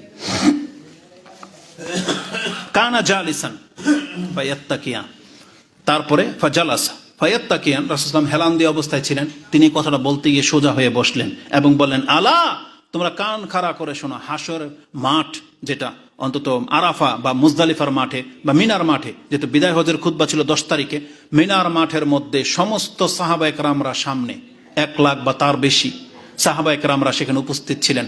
রাসূল সাল্লাল্লাহু আলাইহি ওয়াসাল্লাম তার দিব্য ভাষা এটা বলেছেন, একবারে স্পষ্ট জলাময়ী ভাষণের মধ্যে তিনি বলেছেন, আলা, তোমরা কান খাড়া করে শোনো, লা ইয়াদখুলুল জান্নাহ ইল্লা নাফসুন মুসলিমাতুন, পৃথিবীর কোনো মানুষ জান্নাতে ঢুকতে পারবে না একমাত্র মুসলিম ছাড়া। মুসলিম ছাড়া অন্য কোন ধর্মের রূপ নিয়ে কোন ব্যক্তি জান্নাতে ঢুকতে পারবে না। এ কথা বলে দিয়ে আল্লাহ সুবহানাহু ওয়া তাআলা বলেছেন, আল্লাহুম্মা হাল বাল্লাগতু, আল্লাহ আমি কি তোমার এই কথাটা পুরো পৃথিবীর মানুষের কাছে প্রচার করে দিলাম? তারপরে তারা সাহাবীরা বলছেন নাম। তখন আল্লাহ সুবহানাহু ওয়া তাআলার দিকে ইশারা করে রাসূল বলছেন, আল্লাহুম্মা শাদ, আল্লাহুম্মা শাদ, আল্লাহ তুমি সাক্ষী থাকো, এই সমস্ত মানুষ এটা স্বীকার করে নিয়েছে যে আমি মুহাম্মদ রাসূল ইসলামের পক্ষ থেকে রাসূল হয়ে এসেছি, এবং পৃথিবীর মানুষকে আমি মেসেজটা দিয়েছিলাম যে তোমরা কিন্তু ইসলাম ধর্ম ছাড়া মৃত্যুবরণ করো না, মুসলিম ছাড়া যেন অন্য কোনো পরিচয় তোমাদের না হয়, তোমরা মুসলিম হয়ে মৃত্যুবরণ করো, তাহলে আল্লাহ সুবহানাহু ওয়া তাআলা তোমাদেরকে জান্নাত দিয়ে দিবেন। এটা রাসূল আমাদেরকে জানিয়েছে, এটা ইমাম মুসলিম কোট করেছেন তার হাদিস। আপনি কি জানেন যে শেষ পর্যন্ত ফেরাউন নিজেকে মুসলিম দাবি করে মরেছিল? এটা জানেন না? ফেরাউন মরার সময় নিজেকে মুসলিম দাবি করে মরেছিল, কিন্তু কাজ হয়নি। কেন? কারণ মালাকুল মউত দেখে ফেলার পরে তার মৃত্যু ঘটেছিল। জি, তার আগে সে ইসলাম গ্রহণ করলেই কিন্তু নাজাত পেয়ে যেত। ফেরাউন কি বলেছিল জানেন? হাত্তা ইজা আদরাকাহুল গারাক, সূরা ইউনূস 10 নম্বর সূরা 90 91 নম্বর এই আয়াতগুলো আপনি পেয়ে যাবেন। আল্লাহ সুবহানাহু ওয়া তাআলা বলেছেন, যখন পানি তাকে চেপে ধরলো তখন ফেরাউন বলল, কালা আমানতু আন্নাহু লা ইলাহা ইল্লাল্লাযী আমানাত বিহি বনু ইসরাঈল ওয়া আনা মিনাল মুসলিমিন। ফেরাউন বলেছিল, আমি ঈমান আনলাম সেই সত্তার প্রতি যিনি ছাড়া সত্য কোনো ইলাহা নাই, যার প্রতি ঈমান এনেছে বনি ইসরাঈল। আমি সেই মূসার রব, হারুনের রব, বনি ইসরাঈলের রবের আল্লাহর প্রতি ঈমান আনলাম, ও আনা মিনাল মুসলিমিন, এবং আমি মুসলিমদের একজন। ফেরাউনও বুঝতে পেরেছিল যে মুসলিম ছাড়া নাজাত পাবে না, এই জন্য শেষে ও মুসলিম হয়ে স্বীকারোক্তি দিয়ে মরেছে। কিন্তু আল্লাহ কি বলেছেন, আল আন ওয়াকাদ আসাইতা মিন ক্বাবলু ওয়া কুনতা মিনাল মুফসিদিন, অথচ একটু আগে তুমি ফাসাদকারী ছিলা, একটু আগে তুমি অস্বীকার করেছো, ফাসাদকারী ছিলা। অতএব আমাদের মুসলিম ভাইদেরকে বলবো, আল্লাহ আপনাকে আমাকে ফ্রি ইসলামের মর্যাদা দিয়ে দিয়েছেন, ফ্রি। আপনি কি জানেন আল্লাহ সুবহানাহু ওয়া তাআলা মুসলিম হিসেবে আমাদের কি মান মর্যাদা রেখেছেন? একটা কথা আপনাদেরকে বলে দিই, এটা আমার কাছে খুব আশ্চর্যজনক একটা হাদিস, যেটা আপনি শুনেছেন কিনা এর আগে আমি জানি না। আল্লাহ সুবহানাহু ওয়া তাআলা আমাদের মর্যাদার জন্য তো বহু কিছু করেছেন। এই হাদিসটা আপনি নিয়ে নেন। রাসূলুল্লাহ সাল্লাল্লাহু আলাইহি ওয়াসাল্লাম বলেছেন, আজকে যেই সমস্ত কাফেররা মুসলিমদেরকে হত্যা করে, এই ইহুদিরা যে মুসলিমদেরকে হত্যা করেছে ফিলিস্তিনে, এই খ্রিস্টানরা মুসলিমদের উপরে, হিন্দুরা যে অত্যাচারগুলো করতেছে, কিয়ামতের মাঠে ওরা দেখতে পাবে, টের পাবে আল্লাহর সাথে কি করে। যে মুসলিমরা ক্ষমা পাওয়ার যোগ্য কোনো অপরাধে যদি জাহান্নামের ফয়সালা হয়েই যায়, ওকে যখন জাহান্নামে ফেলার ঘোষণা করা হবে, আল্লাহর পক্ষ থেকে জাহান্নামের রক্ষীকে ওই একজন কাফের এনে দেওয়া হবে, একটা ইহুদি অথবা একটা খ্রিস্টানকে দেওয়া হবে, এবং বলা হবে, এই ইহুদিকে, এই খ্রিস্টানকে জাহান্নামে ফেলো, আল্লাহর বান্দা মুসলিমকে ছেড়ে দাও। কি মনে করেন আপনি? হাদিস মুসলিমে আছে। রাসূলুল্লাহ সাল্লাল্লাহু আলাইহি সাল্লাম বলতেছেন, লা ইয়ামুতু রাজুলুন মুসলিমিন ইল্লা আদখালাহুল্লাহু মাকানাহুন নারা ইয়াহুদিয়ান আও নাসরানিয়ান। যখন কোনো মুসলিম ব্যক্তি মারা যায়, সে যদি কোনো কারণে জাহান্নামীর কাজ করে থাকে, তাহলে তার বদলায়, তার মাকান, তার স্থানে আল্লাহ সুবহানাহু ওয়া তাআলা কাকে প্রবেশ করাবেন? নারান ইহুদিয়ান আও নাসরানিয়ান, একজন ইহুদি অথবা একজন খ্রিস্টানকে পেশ করা হবে এবং বলবে, একে ফেলা হোক, আমার বান্দাকে ছেড়ে দেওয়া হোক। এটা হাদিস মুসলিমে আছে। 50 নম্বর তওবার অধ্যায় পাবেন, হাদিস হচ্ছে 6904, এবং তার আগের হাদিসটা দেখেন, তাতে আছে রাসূলুল্লাহ সাল্লাল্লাহু আলাইহি ওয়াসাল্লাম বলেছেন, ইযা কানা ইয়াউমাল কিয়ামা, কিয়ামতের দিন যখন বিচার শুরু হবে, দাফা আল্লাহু আযজা ওয়া জাল্লা ইলা কুল্লি মুসলিমিন ইয়াহুদিয়ান আও নাসরানিয়ান ওয়া ইয়াকুল, এবং বলা হবে, ফায়াকুল হাযা ফিকাকুকা মিনান নার, একজন ইহুদি এবং খ্রিস্টানকে ধরে নিয়ে আসা হবে এবং একজন মুসলিমকে দেওয়া হবে, বলা হবে, এটা হচ্ছে তোমার জাহান্নামের ফিদিয়া, ওকে জাহান্নামে ফেলো, তুমি ওর জায়গায় জান্নাতে চলে যাও। কি মনে করেন? অথচ আমাদের মুসলিম ভাইদেরকে আমরা বলবো, আপনি ইসলাম পালন করার চেষ্টা করেন।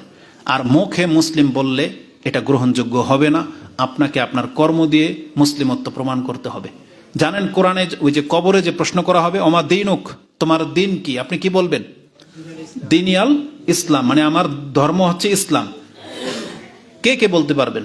যারা 31st নাইট পালন করছেন, যারা ম্যারেজ ডে, বার্থডে, তারপরে ওই ক্রিসমাস ডে, তারপরে যত রকমের ইহুদি নাসারাদের দিন আছে, ফাংশন আছে, যারা এগুলো করেন, যারা বিয়ে শাদীটা ওদের মতো করলেন, যারা ওদের মতো এই গণতন্ত্রে বিশ্বাসী, ওদের মতো রাষ্ট্র পরিচালনা করতেছেন, আপনি কি কবরে গিয়ে কথা বলতে পারবেন যে আমার ধর্ম ইসলাম? আপনার মুখ দিয়ে বেরোবে না তো। বেরোবে তো ওই ব্যক্তির মুখ থেকে যেই ব্যক্তি বলবে দিনিয়াল ইসলাম, ও মান হাযার রাজুল আল্লাযী বুইসা ফিকুম, এটা কে, যাকে তোমার কাছে নবী করে পাঠানো হয়েছিল? সে যেই ব্যক্তি বলবে হাযা রাসূলুল্লাহ, এটা তো রাসূলুল্লাহ, তাকে জিজ্ঞাসা করা হবে, ওমা ইউদরিক, তুমি কি করে পারলা এটা বলতে? এই যে উত্তরগুলো সহজে কিভাবে দিতে পারলা যে তোমার দিন ইসলাম, তোমার নবী মুহাম্মদ সাল্লাল্লাহু আলাইহি সাল্লাম? তখন সেই ব্যক্তি কিভাবে বলবে জানেন? সে বলবে, কারাতু কিতাব আল্লাহ, আমি আল্লাহর কালাম পাঠ করেছিলাম, ও আমানতু বিহি, আমি আল্লাহর কালামের প্রতি ঈমান এনেছি, ও সাদ্দাকতু, আর আমি তা মেনে চলেছি। আমরা শুধু বিশ্বাস করে এটা আল্লাহর কালাম, কিন্তু অধিকাংশ মুসলিম আপনি আল্লাহর কালামটাকে পড়তে জানেন না। মানবেন তো দূরের কথা, আপনি পড়তেই জানেন না, বুঝেনি না আল্লাহ কি বলেছেন।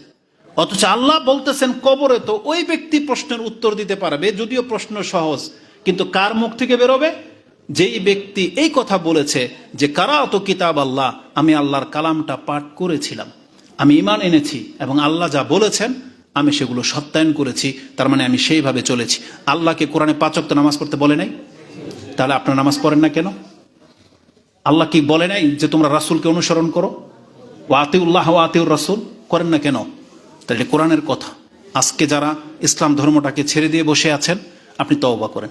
মুসলিম ভাই হিসেবে এটা রিকোয়েস্ট করব, আমরা সব পাপ থেকে হয়তো বাঁচতে পারবো না, তবে অন্তত নিজের পরিচয়টা যা না করলে মুসলিম হওয়া যায় না সেগুলো করতে পারতেন না? তার মধ্যে প্রথম কাজ হচ্ছে 5 ওয়াক্ত সালাত। কি করবেন? 5 ওয়াক্ত সালাত। আল্লাহর সাথে কোনো অবস্থাতে শিরিক করবেন না আপনি, কোনো অবস্থাতে না। আর আপনার অন্তর থেকে এটা ঘৃণা করতে হবে, ইসলাম ধর্ম ছাড়া বাকি যতগুলো ধর্ম আছে সব কি বাতিল। বলেন কি বাতিল? কোন ধর্মের কোনো কিছু কোনো মুসলিম সন্তান গ্রহণ করতে পারে না। আপনার সন্তানের বার্থডে, সে বাচ্চা মানুষ বোঝে না, আপনি কেক এনে দিবেন আর বলবেন ও বাচ্চা বোঝে না, এটা করবেন না? ওকে বুঝাইতে হবে যে বাবা দেখো এটা অন্য ধর্মের লোকেরা করে, এটা ইসলাম ধর্মের সাথে না। তবে আপনি যেহেতু কেক খাওয়ার জিনিস, আপনি হেবে বার্থডে টার্থডে কোনো কিছু লিখবেন না, অ্যাভেলেবেল পাওয়া যায়, আপনি মাঝে মাঝে ওদেরকে কিনে খাওয়াবেন, যাতে করে বুঝতে পারে যে এটা জন্মদিনের জিনিস না, এটা খাওয়ার জিনিস, এটা উৎসবের বিষয় না। এটা মন চাইলে খাওয়া যায়, কিন্তু উৎসবের দিন প্রশ্নই ওঠে না। বরং সেই তারিখ ডেট যেই ব্যক্তি মনে রাখবে, আপনার ঘরের ওই যে শালি খালা ফুফু যারা আছে না, মহিলাদের কাজে তো এগুলো, খুব চরমভাবে এটাকে ধমক দিবেন যে খবরদার এই ধরনের কোনো কিছু আমার ঘরে যেন চর্চা না হয়। এটাকে করতে হবে আমাদেরকে। আল্লাহ তুমি আমাকে এবং আমাদের মুসলিম ভাইদেরকে কথাগুলো বোঝার এবং সে অনুযায়ী আমল করার তৌফিক দান করো। আল্লাহ যেভাবে তুমি আমাদেরকে মুসলিম করে সম্মানিত করেছো, আল্লাহ কিয়ামতের মাঠে তুমি আমাদেরকে সম্মানিত রাখো এবং আমাদেরকে ইসলাম নিয়ে তোমার সাথে সাক্ষাৎ করার তৌফিক দান করো। এবং যেখানে কোরআন এবং সুন্নাহ দিয়ে মানুষকে ধর্ম শেখানো হয়, এই ধরনের প্রতিষ্ঠানে আমাদের সন্তানদেরকে দীক্ষা নেওয়ার তৌফিক দান করো। এবং ওই প্রতিষ্ঠানগুলোকে খুব অন্তর থেকে মহব্বত করতে হবে। এবং যখনই আপনার সমাজে কোনো একটা প্রতিষ্ঠান গড়বে যেখানে মানুষকে মুসলিমত্ব করার জন্য চ্যালেঞ্জের সাথে নামা হবে, অবশ্যই আপনি সেটাকে সম্মান করবেন, তাদের অংশ নেবেন, তাদেরকে সাহায্য সহযোগিতা করবেন, কোনো রকমের ফেতনা ফাসাদ সৃষ্টি করবেন না, যেখানে কোরআন সুন্নাহ দিয়ে বিচার করা হয়। আল্লাহ সুবহানাহু ওয়া তাআলা আমাদেরকে তৌফিক দান করুন। সুবহানাকা আল্লাহুম্মা রাব্বানা ওয়া বিহামদিকা আশহাদু আল্লা ইলাহা ইল্লা আনতা আস্তাগফিরুকা ওয়া আতুবু ইলাইক। আসসালামু আলাইকুম ওয়া রাহমাতুল্লাহি ওয়া বারাকাতুহু।